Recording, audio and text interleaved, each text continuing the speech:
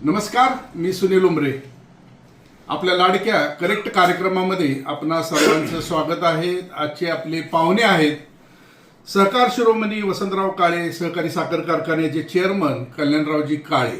यांच्यासोबत आपण जिल्हा परिषद आणि पंचायत समिती निवडणुकीच्या निमित्ताने चर्चा करणार आहोत. माझ्यासोबत या चर्चेमध्ये सहभागी आहेत माझे पत्रकार मित्र मोहनरावजी ढावरे सर, माझे दुसरे सहकारी मित्र आहेत पत्रकार मित्र नवनाथजी पोरे सर.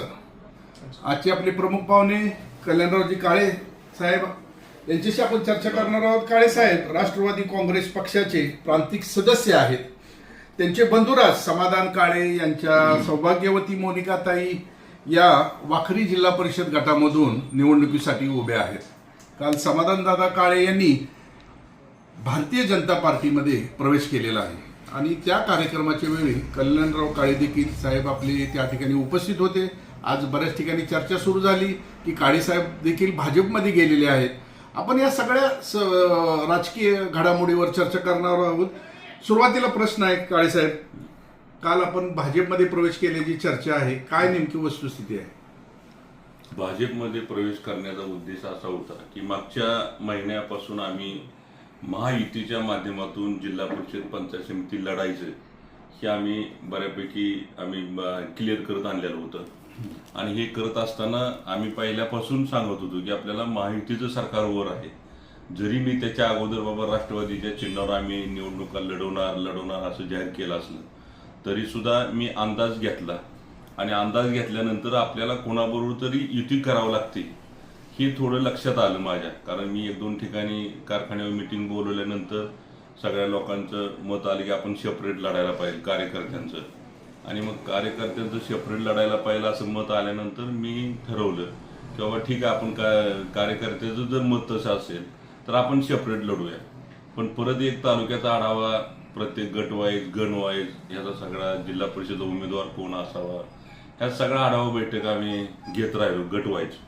आणि मग घेत असताना तिथं लक्षात आलं आपल्याला की आपल्याला सेपरेट लढण्यापेक्षा नुसतं लढून उपयोग होणार नाही, तर आपल्याला एकत्र कुणाबरोबर महायुतीच्या माध्यमातून समोर जावं लागणार आहे. तेव्हा आपल्या कार्यकर्त्याला कुणाला तरी संधी जिल्हा परिषद पंचायत समितीला मिळेल अशी खात्री आम्हाला वाटायला लागली. कारण त्याच्या पाठीमागं कारण एवढंच आहे की जवळजवळ 4 आमदार तालुक्याला आपल्या पंढरपूर तालुक्यामध्ये आहे आणि नाही म्हणलं तरी आता त्या आमदारांची मला वाटतं 3री टर्म आहे. आणि त्याच्यामुळं प्रत्येक गावात तो आमदाराचा वेगळा गट तयार झाला आणि प्रत्येक आमदाराचा गट तयार झाल्यामुळं नेत्यांची संख्या जास्त वाढायला लागली. आणि मग शेवटी म्हणलं सेपरेट आपण लढून आपल्या पदरात काय पडणार नाही. मग आम्ही निर्णय महायुतीचा घेतला. महायुतीचा निर्णय घेत असताना मी प्रशांतराव परिचारकांच्या महिन्यापासून मी कॉन्टॅक्टमध्ये होतो. काय आमचे कार्यकर्ते एक शिष्टमंडळ तयार केलं, त्यांचं शिष्टमंडळ त्यांच्या एकमेकाच्या कुठला गण सोडणं गरजेचं आहे, जिल्हा परिषद कोण उमेदवार, पंचायत समिती कोण उमेदवार असं असणं गरजेचं. त्यामुळं त्यांनी 3 माणसं नेमली, मी माझ्याकडली 3 माणसं नेमली. माझ्याकडली 3 माणसं मी आमचे व्हाईस चेअरमन भारतनाना कोळीकर साहेब, आमच्या पतसंस्थेचे चेअरमन श्री शाजीबापू पाटील आणि तालुका अध्यक्ष राष्ट्रवादी तालुका अध्यक्ष आमचे अनिल नागटिळक, ह्या 3घांची कमिटी नेमली. आणि त्या कमिटीने त्यांच्या कमिटीला भेटायचं आणि एकतर आपल्याला प्लॅनिंग करून पुढे जायचं. आणि हे सगळं त्यांनी प्लॅनिंग करत आणलं. त्याच पद्धतीनं ज्या टायमाला राज्याचे आमचे राष्ट्रवादीचे अध्यक्ष आदरणीय खासदार तटकरे साहेब हे सोलापूरला महानगरपालिकेच्या माध्यमातून प्रचाराच्या माध्यमातून ते आले.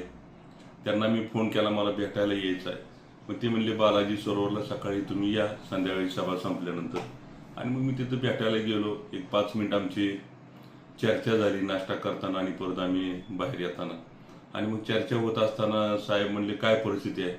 मी म्हणलं साहेब आपल्याला महायुतीमध्ये आम्हाला भाजपबरोबर युती करायला आम्हाला परवानगी द्या. आणि मागच्या वेळेस म्हणले नगरपालिकेला तसंच झालं, तुम्ही परवानगी मागता आणि परत तिथंही थोडं राजकारण वेगळं झालं. तो विषय आपण परत घेऊ. पण जिल्हा परिषदचं तिथं विषय मी त्यांना सांगितलं आणि मग ते म्हणले ठीक आहे. नगरपालिकेला EB फॉर्म त्यांनी कुणाकडे दुसऱ्याकडे दिले, तिथं जिल्ह्याच्या अध्यक्षाचा इंटरफेअर झाला, त्यामुळं आम्हाला तिथं अडचण आली. मग ती अडचण त्यांच्यासमोर मांडल्यानंतर स्वतः तटकरे साहेब मला म्हणले की EB फॉर्मची अजिबात काळजी करू नका, मी ते सगळे EB फॉर्म मी तुमच्या ताब्यात देतो पंढरपूर तालुक्यापुरते. आणि तुम्ही कसं प्लॅनिंग करायचं. शेवटी आपल्याला पंढरपूर तालुक्यामध्ये जवळजवळ 8 जिल्हा परिषद आणि 16 पंचायत समिती आहेत.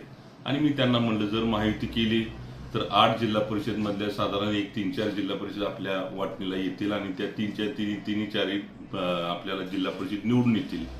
हा एक मी सर्वे केल्यानंतर माझ्या लक्षात, साहेबांना मी सांगितलं, सर्वे केल्यानंतर माझ्या लक्षात आलेला आहे.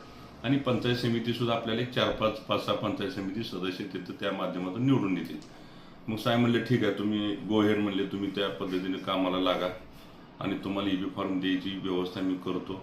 आणि मग तशा पद्धतीनं आम्ही परत ह्या गोष्टी आम्ही अजितदादांच्या कानावर टाकण्यासाठी बारामतीला मी असेल, गणेश पाटील असतील, युवराज पाटील असतील, आम्ही तिघजण मिळून आम्ही अजितदादांना भेटायला गेलो.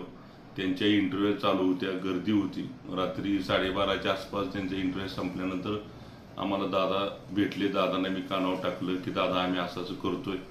गणेश पाटील बोशेची जिल्हा परिषद लढवतात, समाधान काळे वाखरीची जिल्हा परिषद लढवतात आणि आम्ही अजून एक लोखंडी म्हणून आम्हाला बाळवणीला जिल्हा परिषद निवडून येते आणि अजून एका ठिकाणी आम्ही मागणी केलेली आहे.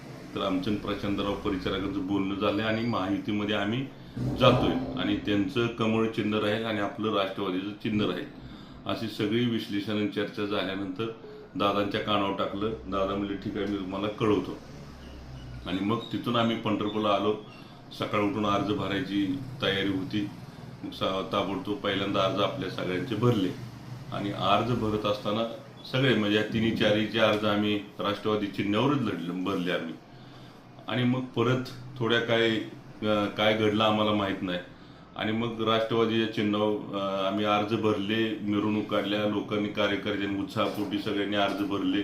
कारण ती निवडणूक ही जिल्हा परिषद पंचायत समिती निवडणूक एकतर गेल्या म्हणजे मला वाटतं 6 ते 7-8 वर्षांनी 9 वर्षांनी जिल्हा परिषदेची निवडणूक लागते. आणि मग तरुण कार्यकर्त्याला संधी मिळावी ह्या उद्देशाने आम्ही गेली 6 महिन्यापासून आम्ही प्राधान्य विचार करतोय. आणि गेले 5-6 वर्ष झाले मी राष्ट्रवादी काँग्रेस पक्षाचा अगदी तन मन धनाने प्रामाणिकपणानं आतापर्यंत आपण काम केलेलं आहे. जे सांगेल ते आदेश येईल ते अजितदादा पवार गटांचा आदरणीय अजितदादांच्या मान्यतेच्या माध्यमातून आम्ही हे काम करत आलेलो आहे. आणि मग मात्र अचानक काही नेते मंडळी तालुक्यातले स्थानिकचे आमदार त्यांना काही भेटले. त्यांनी मग तिथं सांगितलं की बाबा त्यांचं वरच्या लेवलला काय झालं मला माहीत नाही, पण त्यांनी सांगितलं की जिल्हा म्हणजे EB फॉर्म माझ्याकडे आहेत असं आम्हाला स्थानिक लेवलला कळायला लागलं. मग तरी मी अजितदादांना फोन लावला, तटकरे साहेबांना फोन लावला. ते म्हणले दादांशी तुम्ही बोला, दादांना मी बोलतो. मग दादांना मी फोन लावला. दादा म्हणले संध्याकाळपर्यंत निर्णय होईल आणि कल्याणराव मी सांगतो तुम्हाला. आणि मग मी म्हटलं दादा आम्ही निवडणुकीचे फॉर्म तर आम्ही भरलेले आहेत. ठीक आहे म्हणले असू द्या, मी तुम्हाला संध्याकाळपर्यंत सांगतो. तर आमचे इथले महाशय स्थानिकचे अभिजित पाटील हे तिथं पोचले. त्यांनी मला वाटते कुणाकडून जर सुपारी घेतली असावी, कारण सगळ्या जागा कुणाच्या तरी निवडून याव्या आणि त्यांना कार्यकर्त्याचं मतदाराचं काही देणं घेणं पडलेलं नाही. पण राष्ट्रवादीचे ज्येष्ठ नेते मागच्या 5 वर्षापासून तर तुम्ही अजितदादा गटाचं जिल्ह्यात काम करताय आणि ह्याच्या पलीकडे आपल्या राजकारणात एक मोठं काम आहे. 20 वर्षापासून तुम्ही चेअरमन साखर कारखान्याचे. एवढं सगळं असताना तुमचा अधिकार असताना EB फॉर्म सारखे महत्त्वाचा जो निवडणुकीतला घटक आहे तर तुम्हाला डावून EB फॉर्म गेले कसे काय? पक्षाने तुम्हाला विचारात घेतलं नाही? पक्षाने विचारात घेण्याचं कारण मी त्यांना मागे सांगितल्या पद्धतीने मी सगळं तुम्हाला सांगितले. पण पक्षाने काय केलं, त्यांचे आता पवार साहेबांचे राष्ट्रवादी आणि स्थानिक पातळीवर त्यांनी अजितदादांचे राष्ट्रवादी एकत्र करण्याचा प्रयत्न त्यांनी केला. आणि तिथं त्यांची मिटिंग झाल्यानंतर खासदारनी काहीतरी इंटरव्ह्यू केलं आणि मग इंटरव्ह्यू करत असताना त्यांनी सांगितले बाबा हे सगळे फॉर्म आम्ही राष्ट्रवादीच्या आमदारांना आम्ही देण्यात येतील. मग आमदारांनी जरी दिलं तिथं मला कळालं की बाबा हे सगळे तुम्ही ज्या जागा सोडतात त्या सगळ्या जागेचे फॉर्म आम्ही त्यांना देतो, कारण आपल्याला राष्ट्रवादीच्या घड्याळाच्या चिन्हावर आपल्याला ही सगळी लोक निवडून आणायचे असं मला आतल्या गोट्यातली माहिती मिळाली. की तिथं ह्या माणसानं सांगितलं ज्यांच्याकडे EB फॉर्म आले आमदारकडं अभिजित पाटलांकडं, तिने तिथं सांगितलं की आम्ही ह्यांना सगळ्यांना आम्ही सामावून घेऊन आम्ही निवडणूक लढवतो. अशा पद्धतीची चर्चा झाली. आणि मग मात्र इथं आल्यानंतर त्यांनी जिथं आम्ही निवडून येणाऱ्या जागेचे फॉर्म आहेत म्हणजे निवडून येणाऱ्या जागेचे जे फॉर्म आम्ही भरले होते जिल्हा परिषद पंचायत समिती उमेदवाराचे, तिथं एबी फॉर्म मात्र त्यांनी जाणून बुजून जे निवडून येणार त्यांना न देता परस्पर आमच्या विरोधकांना दिले आणि मग असा गोंधळ झाल्यामुळं पक्षीय पातळीवर विचार केला तर एबी फॉर्म जिल्हाध्यक्षांकडे जातात. जिल्हाध्यक्षाकडून ते उमेदवाराला एबी फॉर्म दिले जातात. होय. मग इथे राष्ट्रवादीचे जिल्हाध्यक्ष जे कोण आहेत त्यांच्याकडे ही प्रोसेस फॉलो झाली नाही का? त्यांच्याकडे एबी फॉर्म जाणं अपेक्षित असतं. राष्ट्रवादीच्या जिल्हा अध्यक्षाच्या कानावर सगळं टाकलं होतं. राष्ट्रवादीच्या जिल्हा अध्यक्षाची माझी मिटिंग झाली, त्यांना हे सगळं कानावर टाकलं होतं आणि मग त्यांनी मला सांगितले मी फॉर्म देतो, काळजी करू नका. आणि मग ज्या दिवशी आम्हाला एबी फॉर्म जोडायची वेळच आली, शेवटचा दिवस राहिला, अर्ज तर भरलेले आहेत आणि अर्ज भरलेले म्हणून शेवटचा दिवस राहिल्यानंतर मी त्यांना 2 ते 3 वेळा मी फोन केले. त्यांनी फोन रिसिव्ह केले नाही. आमचा तालुका अध्यक्ष मी त्यांच्या ऑफिसला पाठवला, त्यांना भेटले नाही. ती त्यांच्या जिल्हा परिषदेच्या निवडणुकीच्या रणांगणात होते. त्यांनी आम्हाला सगळ्यांना अचानक वाऱ्यावर सोडून दिल्यासारखं असं वाटलं आम्हाला आणि तसंच झालं. आणि कोणीतरी त्यांची दिशाभूल करून मी मग म्हटलं तसं हे फॉर्म आणले आणि तिसऱ्याच्या गळ्यात टाकले आणि ज्या जागा निवडून येणार आहेत त्या जागा मात्र जाणून बुजून राष्ट्रवादी चिन्ह ज्या जागा निवडून येणार होत्या त्या जागांना मात्र हिने जाणून बुजून ज्यांनी राष्ट्रवादीच्या उमेदवाराच्या ज्यांनी एबी फॉर्म आणले त्या माणसाने मात्र ते फॉर्म आपल्याला दिले नाही, तिसऱ्याच माणसाला दिले. त्याच्यामुळं हे जे सगळं झालंय ते आपण आपले जे नेते पक्षाचे अजितदादा असतील किंवा तटकरे साहेब असतील त्यांना हे सगळं सांगितलंय का, जे काय राजकारण झालंय ते?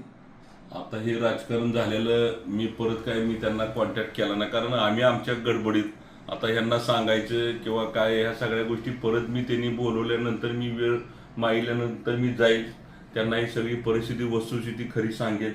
आणि ज्या जागा आता भाजपनं आपल्याला सोडलेल्या जागा आहेत, जरी आज महायुतीच्या माध्यमातून भाजपच्या चिन्हावर लढवायचा प्रयत्न मी करतोय, त्या 100% जागा निवडून आणण्याची जबाबदारी आपण घेतलेल्या, नक्की त्या जागा निवडून येतील. फक्त एबी फॉर्म आपल्याला दिलं नसल्यामुळं कार्यकर्त्याला वाऱ्यावर सोडायचं नाही ही मानसिकता आहे. आणि 8-9 वर्षी इलेक्शन लागलं नाही आणि मग आता म्हणजे असंच नगरपालिकेला झालं आणि म्हणून मला नगरपालिकेला तटस्थ राहावं लागलं. मी शांत बसलो आणि मग जिल्हा परिषद पंचायत समितीला पण असंच होण्याची शक्यता होती. आणि मग आम्ही निर्णय घेतला की आम्ही लगेच ताबडतोब जयकुमार गोरे साहेबांना फोन लावला. प्रशांत परिचारक साहेबांची तर माझ्या अगोदर बोलणं चालू होतं महायुतीच्या माध्यमातून. ती जागा सोडायला तयार झाले, तेवढ्या तिन्ही जागा सोडल्या. फक्त आमच्याकडे एबी फॉर्म नसल्यामुळे नाईलाज असतो आम्हाला, म्हणजे नाईलाज असतो म्हणता येणार नाही, पण तिने सन्मानानं जागा दिल्या आणि त्याच उमेदवार जिथं निवडून येतील त्याच जागा आम्हाला मिळाल्या. त्याच्यामुळे शेवटी महायुती आहे म्हणल्यानंतर आम्ही ते कमळ चिन्ह घेतलं. समाधान काळेनं सांगितलं जे उमेदवार उभा राहिलेत त्यांना सगळ्यांना सांगितलं तुम्ही भाजपचा प्रवेश करा. मी राष्ट्रवादीच्या ह्याच्यावर असल्यामुळं मी महायुतीचा घटक आहे शेवटी आणि मग राष्ट्रवादी महायुतीचा घटक असल्यामुळं मी अजितदादांनी आम्हाला वेळ दिली, बोलवलं तर मी त्यांना व्यवस्थित सगळं सांगतो. पण आपल्याला इलेक्शन लढवणं गरजेचं आहे, ही वेळ जाता कामा नये. अगोदरच आपल्याला प्रचाराला दिवस कमी आहेत, आता आम्ही प्रचार सुद्धा चालू केला, म्हणजे इतक्या स्पीडनं तरच निवडणूक आपल्या पदरात आणि आपले उमेदवार निवडून येतील. आम्ही आता कुठल्या नेते मंडळीला भेटायला म्हटलं तर प्रत्येकजण त्यांच्या निवडणुकीच्या रिंगणात आहेत, त्यांचे उमेदवार कोण ना कोण असतील, त्यांच्या पाठीमागे गर्दी जास्त आहे. त्याच्यामुळे आता ही गोष्ट त्यांच्या कानावर घालायला त्यांनी जर मला बोलवलं किंवा मी त्यांना वेळ मागेल त्या टायमाला जाऊन त्यांच्या कानावर घालेल. एबी फॉर्मचा विषय निघाला, आता स्थानिक आमदारांकडे तुम्ही सांगितलं की पक्षानं त्यांना एबी फॉर्म दिले, तर त्यांचं म्हणणं असं आलं की मी एबी फॉर्म द्यायला तयार होतो, त्यांनी मला मागितलं नाही किंवा माझ्याशी काही चर्चा केली नाही. त्यांनी संपर्क केला असता तर मी त्यांना द्यायला तयार होतो. यामध्ये एकामेकाचे कुठं युगो किंवा स्थानिक राजकारण आलं का असं काय, की बाबा त्यांनी म्हणायचं मला माझ्याकडे यायला पाहिजे, तुम्ही म्हणायचं त्यांनी आम्हाला स्वतःहून द्यायला पाहिजे? तसं नाही, त्यांना माहित होतं आपले जे फॉर्म भरले जिल्हा परिषद पंचायत समितीचे ते सगळे फॉर्म मी राष्ट्रवादीच्या पक्षावर भरलेले होते आणि फक्त त्यांना एबी फॉर्म जोडायचा होता. आणि तिने तिथंच सांगितलेलं आहे दादांना की बाबा मी त्यांना सगळ्यांना सामावून घेतो म्हणून. ह्याच्या पाठीमागं थोडं दुसरं गौड बंगाल मला वाटतंय. 100% लोकांच्या आतापर्यंत तिने लोकांना फसवत आलेले आहेत आणि तीच भूमिका त्याच्या पाठीमागं असावी. यावेळी त्यांना जिल्हा परिषद पंचायत समिती निवडणुकीचं घेणं देणं नाही, फक्त मी काय करतोय एवढं त्यांच्या डोक्यात आहे. नगरपालिकेला काय केलं तिने, असाच खेळ केला ना. आता तसंच जिल्हा परिषद पंचायत समितीला सुद्धा करायचं आहे आणि मग आम्ही आता शांत बसून चालणार नाही. म्हणून मी हा निर्णय भाजपच्या चिन्हावर आम्हाला लढवायचा निर्णय आम्ही घेतलेला आहे. नाही, मगाशी तुम्ही उल्लेख केला की आमदार अभिजित पाटील हे कोणाची तर सुपारी घेऊन काम करताय ना, आता देखील तोच तुमचा सूर आहे. म्हणजे नेमकं काय आहे स्पष्ट जरा तुम्ही सांगितलं तर बरं होईल. तसंच झालं ना, ह्याच्यात उत्तरच आहे मी सांगितले. नगरपालिकेला काय घडलं, नगरपालिकेला आम्ही सगळेजण एकत्र करायचं लढलो. तुम्ही सगळेजण म्हणजे लढलो म्हणजे आम्ही एकत्र बसलो, मुलाखती आल्या, आम्ही बसलो, चर्चा झाली, कसं निवडणूक लढवायची, या सगळ्या गोष्टी क्लिअर झाल्या. आणि शेवटच्या 2 दिवसात असंच झालं नगरपालिकेला. शेवटच्या 2 दिवसात कुठं माशी शिंकली मला माहित नाही, त्यांनी सेपरेट अर्ज भरले. आणि मग असं जर लोकांना आणि मतदारांना जर अशा निवडणुकीच्या काळात तुम्ही असं जर फसवायला लागला तर उद्या मेसेज काय झाला आपल्या नेते मंडळीचा. आम्ही कशामुळे करत असतील असं म्हणणं आहे, काय नेमकं त्यांची त्याच्या भूमिका असेल? पाठीमागं गौड बंगाल आहे. हे जिल्हा परिषद आता ही नगरपालिका झाली, ह्याचं गौड बंगाल मी जिल्हा परिषद पंचायत समिती सगळी झाली की मी त्याच्या पाठीमागचं काय असेल ती स्पष्ट तुम्हाला सांगितलं. त्यांनी काल अर्ज भरताना असं सांगितलं की मी प्रस्थापित नेत्यांच्या विरोधात निवडणूक लढवतोय. म्हणजे ते विरोधातल्या प्रस्थापित नेत्यांच्या सोबत विरोधात निवडणूक लढवतात का विठ्ठल परिवारातल्या प्रस्थापित नेत्यांच्या विरोधात लढवतात? त्यांचं काय अशी चर्चा आहे की बाबा प्रस्थापित नेत्यांचा जर गट समोर आला तर त्यांना त्याची अडचण होते. मग बहिरदादा असतील, तुम्ही असतील किंवा गणेशदादा असतील, असं काय प्रकार आहे का की तुमच्यासोबत जुळवून न घेता त्यांचंच नेतृत्व पुढे आणायचं? मला वाटतं त्यांना राजकारणातली मॅच्युरिटी कमी असावी. प्रस्थापित कशाला म्हणायचं आहे? जर समाधान काळे जर दुसऱ्या गटात जाऊन उभा राहिले, आता वाकरी जिल्हा परिषद कुठला, वाडी कुरुल त्या गावात येते, त्यांनी आतापर्यंत तिथं काम केलेलं आहे. आणि मग आता उदाहरणार्थ गणेश पाटील असेल, त्यांची आई उभा केलेली आहे. कारण जर त्या कुठेतरी दुसऱ्या गटात जाऊन उभा राहिले तर ते प्रस्थापित म्हणता येतील. पण आज मला सांगा, जिल्हा परिषद ज्या भागात आम्ही राहतोय तिथं आमचा मतदार आहे, कायमस्वरूपी आयुष्यभर आम्ही आमच्या वडिलांनी काम केले, आम्ही करत आलोय. उद्या अडचणी आल्या तर लोक आम्हाला कॉन्टॅक्ट करतात, फोन करतात, मग त्यांच्या अडचणी सोडवतात. मग असं जर आम्ही गप्पच बसायचं, असं कसं शक्य आहे? प्रस्थापित वगैरे ही त्यांची मॅच्युरिटी कमी असावी. प्रस्थापित कधी म्हणायला पाहिजे? जर आमच्यातला माणूस आमचा मतदारसंघ सोडून दुसऱ्या जिल्हा परिषद गटात उभा राहिला जाऊन तर त्याला प्रस्थापित म्हणायचं, असं माझं मत आहे. दोन्ही राष्ट्रवादी एकत्र येण्याची प्रोसेस सुरू झाली, या दरम्यान पक्षानं तुम्हाला विश्वासात घेतलं नाही का? मग जिल्ह्यात तुमच्या पक्षाच्या वतीनं जो अजित पवारांचा जो गट आहे त्या गटात तुम्ही नेतृत्व करताय, पवार साहेबांच्या गटाला सोबत घेताना किंवा जिल्हा पातळीवर तरी तुम्हाला विचारणं नाही का की आपण त्यांच्यासोबत जायचं आहे, निवडणूक करायची? ह्याच्यात एकतर शेवटच्या 2 दिवसात हे निर्णय झाले, त्याच्यामुळे तिने कुणाला संपर्कात किंवा आम्ही आमच्या या निवडणुकीच्या राड्यात सगळेजण, त्यामुळे ती शेवटच्या 2 दिवसात निर्णय झाला. त्यामुळे तो निर्णय काय झाला काय नाही ते आम्हाला कुणाला काय बोलवलं नाही. याचा अर्थ विश्वासात घेतला असं नाही. सगळ्यांना तिने फोनवर किंवा अशा गोष्टी लगेच स्पष्ट करतात, दिवस कमी होते आणि त्याच्यामुळं बोलवलं नाही असं म्हणता येणार नाही. पण त्यांचा निर्णय झाला तो त्यांना माहिती. आता त्याचं प्रश्न उत्तर आम्ही कसं देऊ? जिल्हा परिषद आणि पंचायत समितीची जी निवडणूक आहे ती सर्वसामान्य कार्यकर्त्यांची निवडणूक आहे आणि तिथे घराणेशाही होऊ नये यासाठी मी म्हणजे तुम्ही असाल किंवा गणेशदादा असतील यांना उमेदवारी डावलली अशा पद्धतीचं एक वक्तव्य अभिजित आबांचं येते, काय तुम्ही सांगा? अहो, ही सगळी दिशा बोलायचं आहे, ती सगळी फसवतात तुम्हाला. आतापर्यंत आमदारने असंच उद्योग केलेला आहे. माझं काय मत आहे, आम्ही प्रस्थापित किंवा असं घराणेशाही म्हणताय, मग आता वकिलाचा पोरगा वकील होतो, डॉक्टरचा पोरगा डॉक्टर होतो. मग आता माझा भाऊ आहे, माझ्या घराणेशाही कधी म्हणायचं, माझा मुलगा उभा राहिला तर घराणेशाही म्हणा. आता तो भाऊ आहे, त्याचं शिक्षण क्वालिफिकेशन आहे, त्याची मिसेस क्वालिफाईड आहे आणि तिला सामाजिक कार्याचा म्हणजे समाजकार्य चांगल्या पद्धतीने करतात ते. आणि मग अशा माणसांना आपण असं घराणेशाही म्हणू शकत नाही ना. तुम्ही स्वतः वसंतदादांपासून वाकरी गट असेल, बाळवणी गट असेल किंवा नदी पलीकडला पटवर्धन कुरोलीचा परिसर असेल, तिथं वर्षानुवर्षे काम करताय. तर आता झेडपी पंचायत समितीच्या निवडणुकीत तुम्ही काय व्हिजन म्हणून मतदारांसमोर जाणार आहात? चांगला प्रश्न विचारला तुम्ही. महत्वाचं आहे, गेल्या म्हणजे आदरणीय सहकार आदरणीय दादांनी सुद्धा त्या मतदारसंघात डेव्हलपमेंट केलेलं. दादा जिल्हा परिषद सदस्य बंडी शेगाव, बाळवणी अशा माध्यमातून दादा जिल्हा परिषदला लढले, पंचायत समितीला उपसभापती पण त्याच मतदारसंघात नव्हते. आणि कायमस्वरूपी आम्ही एक विकासाचं काम आम्ही ठेवलेलं आहे. म्हणजे आम्ही काम करत आलोय, काम करत राहू, हाच विषय आमच्या समोर आहे. कारण त्या टायमाला आम्ही काय बघितलं नाही, कुठला स्वार्थ बघितला नाही की आम्हाला इथं जिल्हा परिषद लढवायचीच आहे, पंचायत समिती लढवायचीच आहे, असं आम्ही स्वार्थ बघितलेलाच नाही. तुम्ही गेल्या 25 वर्षापासून माझं काम बघा. ज्यावेळेस दुष्काळ पडला त्यावेळी छावण्या मी उभा केल्या. मग तिथं वाकरे असेल, वाडी कोरोली असेल किंवा अजून पटवर्धन कोरोली असेल, तिकडं नेमतवाडीला छावणी उभा केली होती. ज्या टायमाला पुराची परिस्थिती झाली त्या टायमाला आम्ही सगळ्या गावांना व्हिजिट देतो तालुक्यात सगळीकडं. जिथं सुखदुःखात आम्ही सामील होतो तिथं प्रत्येक वेळेस, म्हणजे कोणाच्या काय अडचणी असल्या तरी प्रत्येक वेळेस आम्हाला ते, आणि माझा फोन बिन बंद नसतो, रात्रंदिवस माझी सेवा चालू झाली असते. त्याच्यामुळे आतापर्यंत आम्ही काम केले. मध्ये कोरोनाच्या काळात सुद्धा आम्ही चांगलं काम समाधानच्या माध्यमातून झालं, कारण आम्ही कोरोना केंद्र उभा केलं. आपलं जनकल्याण नावाचं हॉस्पिटल पंढरपूरला आहे, तिथं सगळ्या सुविधा, सगळ्या योजना आम्ही आतापर्यंत राबवतोय. जवळजवळ 5 ते 6 डायलिसिस युनिट आम्ही तिथं वापर करतोय. त्याचं सगळं शासकीय महात्मा फुले योजना आम्ही तिथं प्राधान्याने राबवतोय. हा कुठला उद्देश ठेवून आम्ही केलेला नाही, एक सामाजिक कामाचा वसा आम्ही घेतलेला आहे. कारण दादा घडले ते सर्वसामान्यातनं घडलेले आहेत आणि त्यांचा आदर्श डोळ्यासमोर घेऊन आम्ही आतापर्यंत सर्वसामान्य लोकांच्या अडचणीला पुढे जातो, सोडवण्यासाठी प्रयत्न करतो.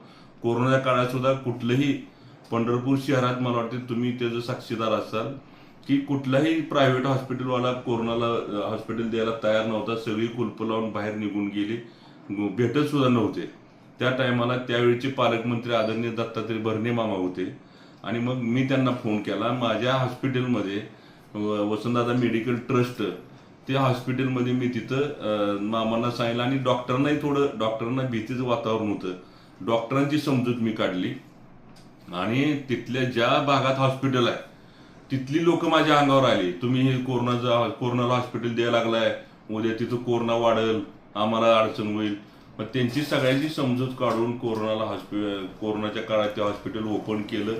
तिथं त्या भरणे मामांना मी तिथं स्वतः पालकमंत्री म्हणून त्यांना मी उद्घाटनाला बोलवलं आणि काही लोक ते ही मिळालं नाही, म्हणजे ICU युनिटमध्ये आम्हाला बेड तिथं, आता माझं जवळजवळ 100 बेडचं हॉस्पिटल आहे आणि त्यातले 20 सगळे बेड फुल होते आणि बेड फुल होते. काही लोकांना रिक्षात प्राण सोडावं लागले, जीव सोडावा लागला.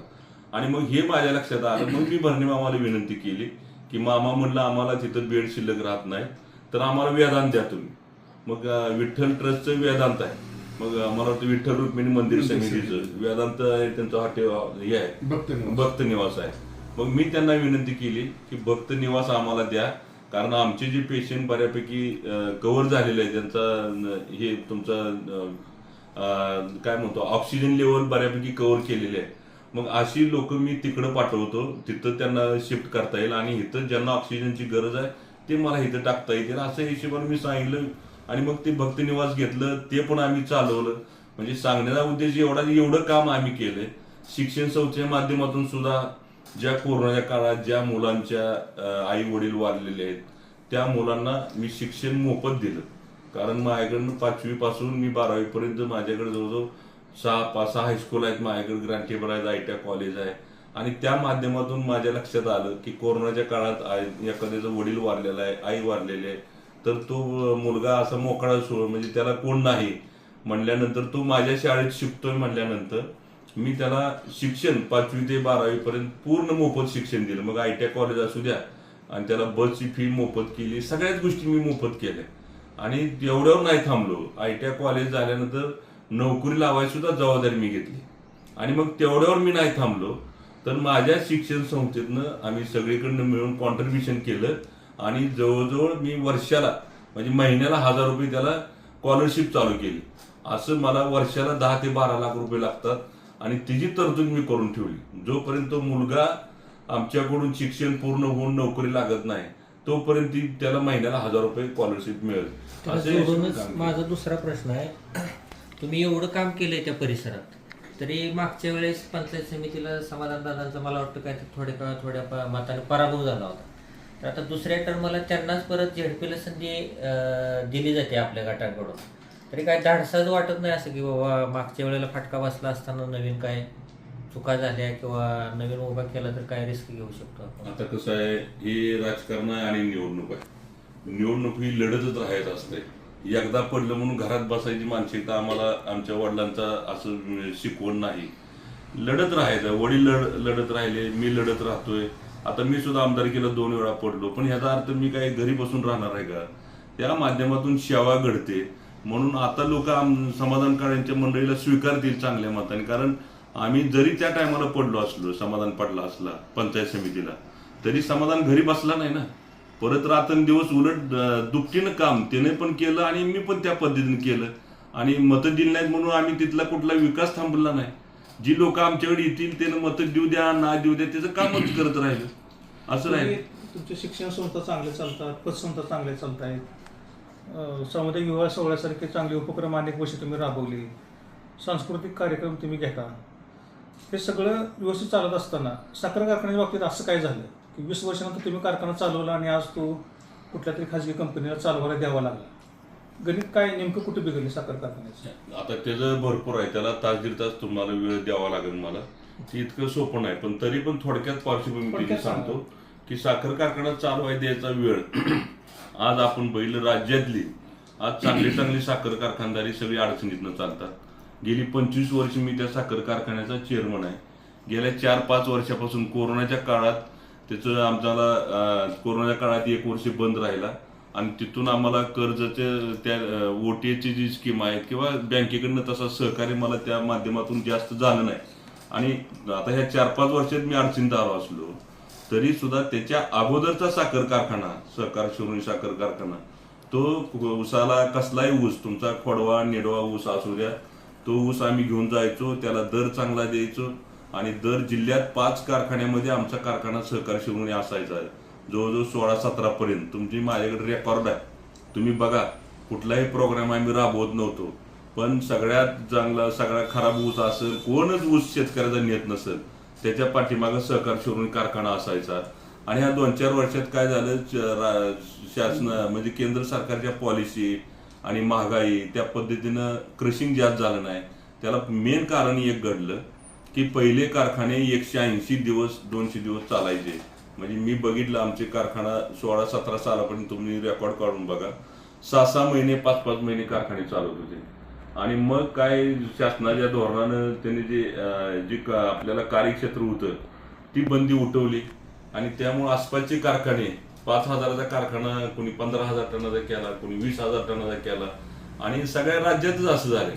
आणि आज बघतोय आता की आज आम्ही 3 महिन्यात कारखाने बंद करावं लागले. सीझन संपतोय कारण क्रशिंग जास्त प्रत्येक जणांचं वाढलं आणि त्याच्यामुळे ऊसाची उपलब्धता कमी झाली आणि आपल्याला साखरेचे दर कमी जास्त व्हायला लागले.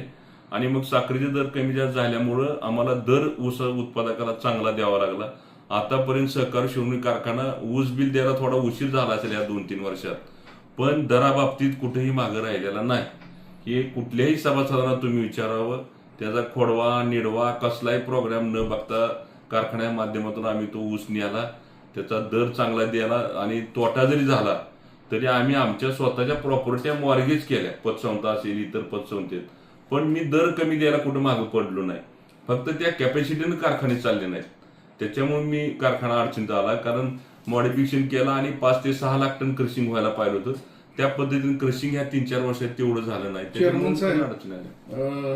निवडणूक आली की विठ्ठल परिवार एकत्रीकरणाची चर्चा नेहमी होत असते. नगरपालिका निवडणुकीमध्ये पण झाली आणि आता पंचायत समिती ZPच्या पण निवडणुकीच्या तोंडावरती एकत्रीकरणाची चर्चा झाली. कुठे नेमकी माशी शिंकते, काय होते नेमकं? चांगला प्रश्न विचारला. कारण दादा गेल्यानंतर भारतनाना वारले आणि मग परिवाराची सगळी जबाबदारी आमच्यावर आली.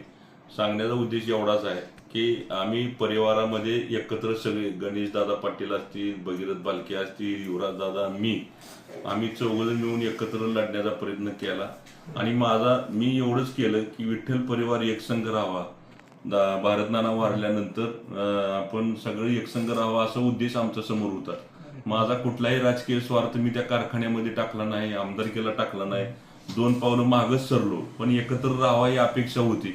पण काही लोकांच्या महत्वाकांक्षा, नेते मंडळीच्या काही महत्वाकांक्षा वाढल्या. आता सुद्धा म्हणजे प्रत्येक टायमाला बघितलं तुम्ही बघता नेहमी की माझी भूमिका एकसंघच राहावा अशी मानसिकता होती.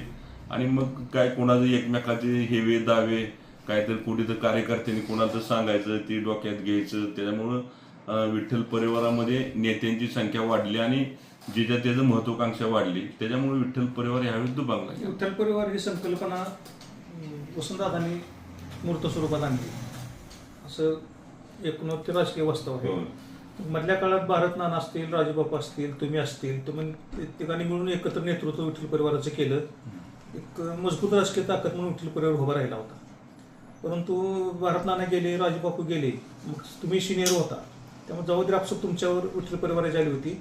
हे सगळे एकसंध ठेवण्यात तुम्ही कुठं कमी पडला असं काय वाटत नाही का? अजिबात नाही. म्हणजे मी कुठंच कमी पडलो नाही, कारण मी विठ्ठल परिवार एकसंघ राहावा ही माझी प्रामाणिक इच्छा होती. पोटनिवडणुकीला भगीरथ बालके उभा राहिले, त्यांच्या पाठीमागे त्यांचा प्रचार आपण केला. परत तिथं त्यांच्या पराभवाला समोर जावं लागलं.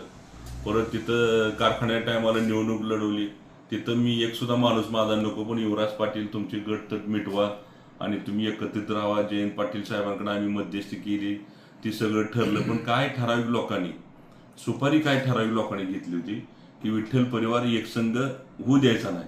कारण ज्याचा त्याचा वैयक्तिक स्वार्थ असतो. विठ्ठल परिवार एकसंघ नाही झाला की त्यांची दुकानं चांगली चालतात आणि मग त्या दुकानं चाललं की त्यांना कुठून तर इकडून तिकडून हे असा म्हणला ती तसा म्हणला, मग कुठं विधानसभा लागली ह्याच्याकडनं पैसे घ्या त्याच्याकडनं उकळा, अशी काही मंडळी त्यात घुसल्यामुळं थोडं तिथं अडचण झाली. आणि मी तुम्हाला पहिल्यापासून हे सांगतोय, मी कुठेही वैयक्तिक माझा विठ्ठल परिवार स्वार्थ दाखवलेला नाही. मी ज्येष्ठ आहे, नानांना तर माझ्यावर जबाबदारी आली, बापू पण वारले, राजू बापू पण कोरोनाच्या काळात, मग ती जबाबदारी माझ्यावर आली. मी ह्यांना एकसंघ ठेवण्याचा प्रयत्न केला, पण अपयश. आता भगीरथ आमदार झाला असतं तर काहीच अडचण येत नव्हती. त्या टायमाला थोडं अपयश आलं. भगीरथनं त्यांची आई उभा केली असती, मी त्यांना तिथं पण विनंती केली होती पोटनिवडणुकीला सुद्धा, की आम्ही सगळेच, आदरणीय पवार साहेब असतील, अजितदादा असतील, जयंत पाटील असतील, मी सुद्धा, खासदार मुन्ना माडिक साहेब असतील, त्या टायमाला मी सुद्धा भगीरथ दादांना सांगत होतो की थोडं तुम्ही थांबा, तुमच्या आई साहेबांना पुढं आणा, थोडं अजून वातावरण भावनिक अटॅचमेंट असते, वातावरण चांगलं आरामशीर ते निवडून आले असते आणि हा एकसंघ राहिला असता. पण भगीरथची काही चूक नाही, त्याच्यात कार्यकर्त्यांनी त्याला हवा एवढी भरली होती की मी ती मागाशी म्हणलं तसं काय दुकानं बंद व्हायला लागली, भगीरथ येऊन असं काय त्यांच्याच जवळच्या कार्यकर्त्याची इच्छा काय होत्या, असा काय प्रॉब्लेम झाल्यामुळे ते वरचीवर दुभागत गेलं आणि ऐकायची मानसिकता कोणाची नाही त्यांच्यात. आता ह्याने ऊस दराचा प्रश्न काढला. आता विठ्ठलचे चेअरमन असलेले आमदार अभिजित पाटलांनी मागच्या टर्मला 500 रुपये दर जाहीर केला होता, पण तो दर आता दरावरनं आता सध्या राजकारण चालू आहे. जेडपी पंचायत समितीच्या जरी निवडणुका असल्या तरी ते 500 रुपयाचाच मुद्दा सातत्याने चर्चेला जातो. तर ते काय देऊ शकतील नाही देऊ शकतील ते आता त्याच्यावर टीका टिप्पणी चालू आहे आता सध्या. आता मला सांगा, मोहनराव चांगला प्रश्न विचारला. खरं मी काय तर बोललो असतो त्याला राजकारण आलं असतं. आता तो निवडणूक मोठं बोलून लोकांना आमिष दाखवून अशी निवडणूक कल्याणराव काळे किंवा वसंतदादांनी अजिबात कुठलीच निवडणूक केलेली नाही. कुठलाही शब्द माझ्यावर आणा. पण काही नेते मंडळी विधानसभेची निवडणूक समोर ठेवून काय एवढा दर देतो तेवढा दर देतो. आम्ही कारखाने 25-25 वर्षी कारखान्याचे चेअरमन, आम्हाला माहिती आहे काय परिस्थिती आहे. परवा ते वक्तव्य ती कुठल्या तर मला वाटते वाकरीत का कुठं गेल्यानंतर त्यांना विचारलं काय झालं, मग ते सांगत होते 3 महिने कारखाना चालवायचे आणि 9 महिने पगार द्यायचा, 10 महिने पगार द्यायचा कामगाराचा, 8 महिने पगार द्यायचा. मग हेच आम्ही त्या टायमाला सांगत होतो त्यांना. त्या टायमाला हे मासे काय म्हणत होते, 3,500 नाही 4,000 दर द्यायला परवडतोय आणि 5,000 दर द्यायला परवडतोय, हेच मासे म्हणत होते.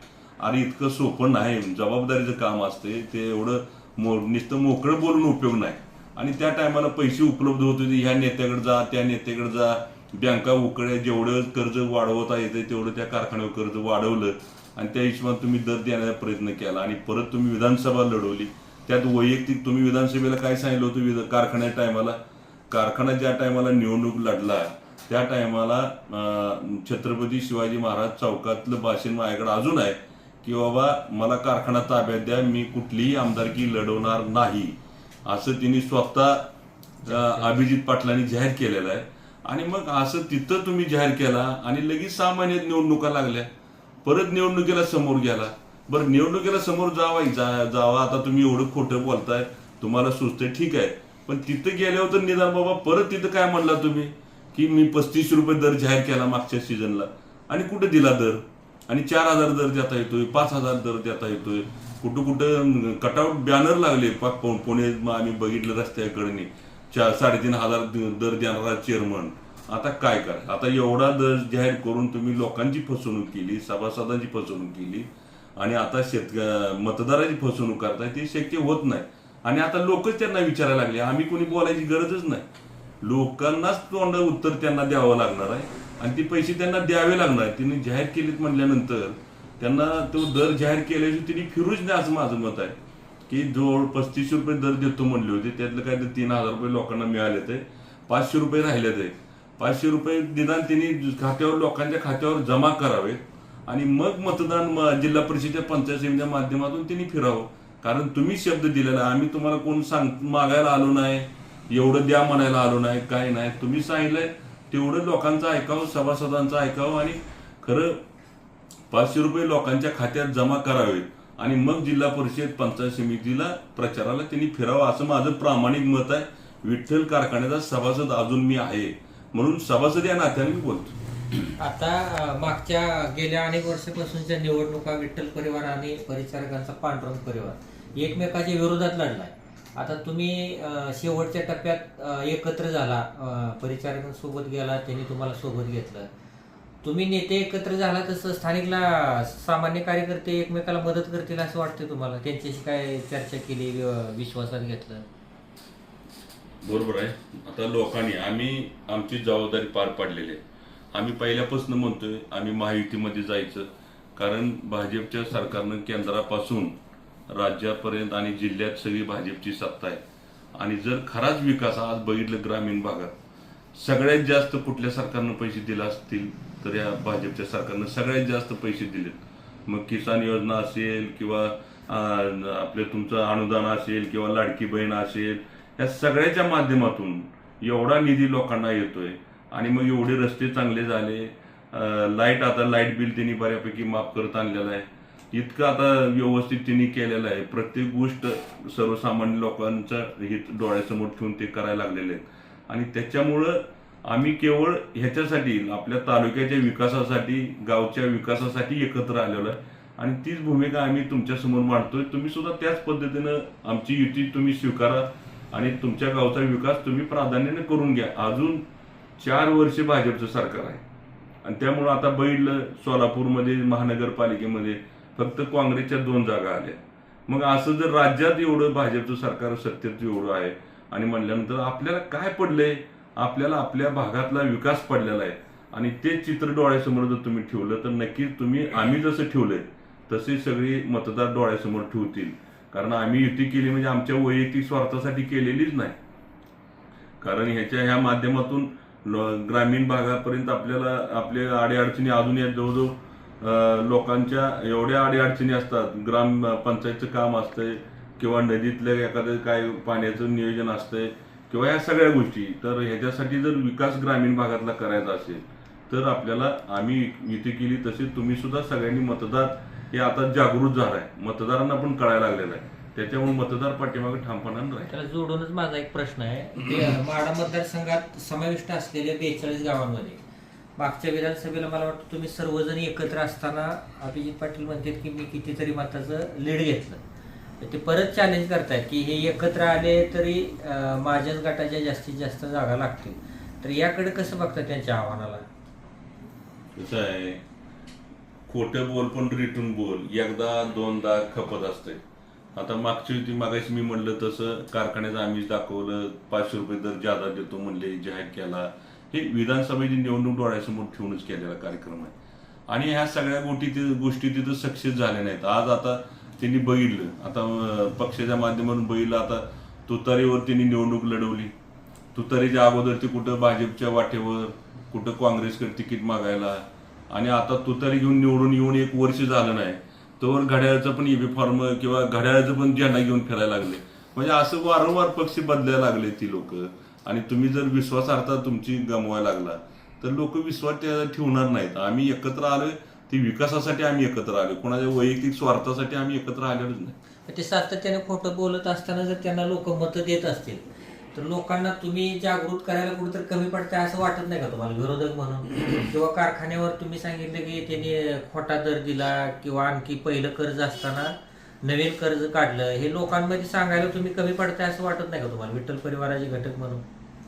नाही, आता कसं आहे, लोकांमध्ये आता लोक जागृत झालेले. आमची काय मानसिकता नाही की विठ्ठल कारखाना बंद पडावा, त्यानं कुलूप लावावं, हे आम्ही अजिबात त्याच्याकडे बघत नाही. कारण उद्या विठ्ठल कारखाना जर बंद पडला आणि उद्या अडचणी झाल्या आणि आपल्या भागातला ऊस असतोय तिथं, आणि मग या सगळ्या गोष्टीसाठी आम्ही त्याला कधी बोललो नाही. पण एवढंच आहे, आता लोकच जागृत झालेले आहे. लोकांना आता कळायला लागलेलं आहे की बाबा हे नुसते मोठे बोलून निघून जातात नेते, त्यामुळं आता लोक त्याच्या विश्वासावर आणि त्याच्या बोलण्यावर विश्वास ठेवणार नाही. आमदार अभिजित पाटलांनी आता तुम्ही सांगितले की कशी पक्ष बदलली, शब्द बदलले, तसं तुम्ही पण अनेक पक्ष बदलल्याचा इतिहास आहे. त्याच्यावरून राजकारणात नेहमी चर्चा पण होती. भाजप, काँग्रेस, शिवसेना, मध्यंतरी तुम्ही परत भाजपमध्ये पण गेला होता.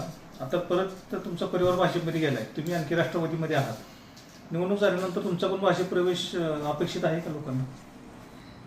तसं नाही, मी अगोदर अजितदादांनी मला बोलवलं किंवा मी इलेक्शन झाल्यावर अजितदादांची वेळ मागेल, त्यांना या सगळ्या गोष्टी कानावर घालेल, त्यांच्याकडनं काय येतंय मत येते बघून मी तो निर्णय आणि तटकरे साहेबांना भेटून आणि आदरणीय आमचे नेते अजितदादा पवार साहेब, राज्याचे उपमुख्यमंत्री, यांच्या कानावर घालून तो निर्णय मी घेणार आहे. त्याच्यामुळे आता वारंवार पक्ष बदलण्याचा विषय येतो. आता परिस्थिती तशी आणते तर मी त्याला काय करू? आता मागच्या वेळी मी पक्ष बदलला, शिवसेना, आता हे बघा जे आम्ही राजकारण करतोय किंवा समाजकारण करतोय, मग मला पण आमदार व्हायचं असतंय. मागच्या वेळी ज्या टायमाला पक्ष बदलला त्या टायमाला उद्धव ठाकरे शिवसेनेत मी गेलो होतो. त्यांनी मला सांगितलं तुम्हाला उमेदवारी देतो, तुम्ही निवडणूक आमदारकी लढवा. मला सगळं सांगितलं, तयारी करायला लावली, ती गळ्या आपल्या हातात बांधलं बंधन, त्यांचं सगळं झालं. आणि काय माझ्या मागं माझं नशीब साथ देत नाही का काय कळत ना. ईबी फॉर्म समाधान अवताडेनं त्या टायमाला मिळाला शिवसेनेचा, आणि मीन समाधान अवताडे एकाच हॉटेल उस्मानाबादला त्यांचे निरीक्षक आले होते, त्यांना बोलवलं, त्यांना ईबी फॉर्म मिळाला. आणि माझ्या टायमाला मात्र त्यांनी सांगितलं की शिवाजी सावंत मागतात, तानाजी सावंतांनी काहीतरी हे केलं, आणि मग तो माझा ईबी फॉर्म त्यांना शिवाजी सावंतांना द्यावा लागला.